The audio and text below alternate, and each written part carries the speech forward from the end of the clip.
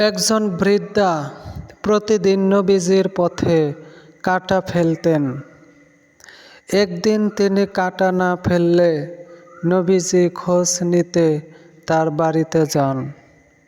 এতে বৃদ্ধা অবাক হয়ে ইসলামের প্রতি আকৃষ্ট হন। এ হাদিসের শিক্ষা: খারাপের বদলে ভালো ব্যবহার করলে মানুষের মন বদলায়। আর এটাই নবীজি সাল্লাল্লাহু আলাইহি সাল্লাম প্রমাণ করে দেখিয়েছেন।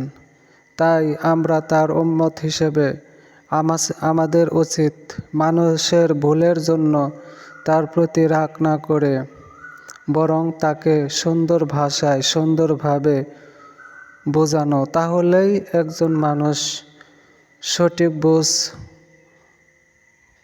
অর্জন করতে পারবে।